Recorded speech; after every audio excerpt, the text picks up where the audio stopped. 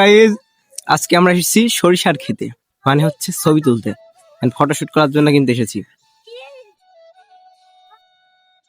रुको जरा सबर करो। হে হোয়াটসঅ্যাপ গাইজ, ভাই বাজার শুরুতে আমার সালাম, আসসালামু আলাইকুম। আমি মোহাম্মদ ইমন হাসান, আশা করছি সকলে ভালো আছেন।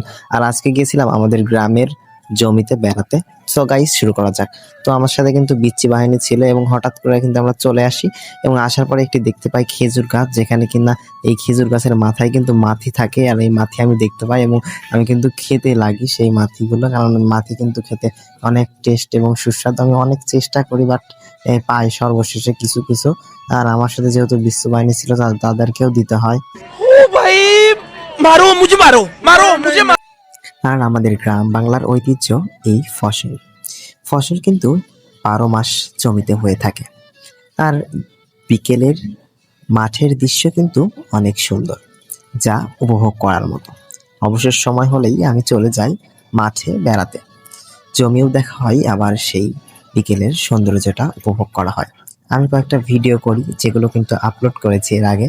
যদিও ভিডিওটা অনেক আগের, তাও আজকে আপলোড করলাম। আশা করছি ভালো লাগবে।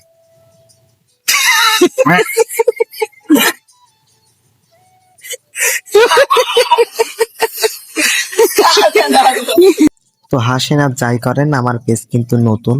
আমার পেজটাকে অবশ্যই সবাই ফলো করে রাখবেন এবং সবাই সাপোর্ট করবেন। এরপর কয়েকটি কিন্তু আমি সুন্দর সুন্দর ফটোশুট করে ফেলি এবং আপনাদের দেখানোর চেষ্টা করি বিকেলের দৃশ্যটা। এবং অবশেষে কিন্তু আমি আমার হাঁটতে হাঁটতে কিন্তু বাড়িতে আসার জন্য কিন্তু রওনা দিয়ে পড়ি। আর গ্রাম বাংলার ঐতিহ্য এই মাঠ ঘাটগুলো কিন্তু আমাদের বাংলাদেশের চিরচারিত রূপ, প্রাকৃতিক সৌন্দর্যকে ফুটিয়ে তোলে, আমাদের চিনিয়ে দেয়। তাই গ্রামে আসলে বেড়াতে আসুন।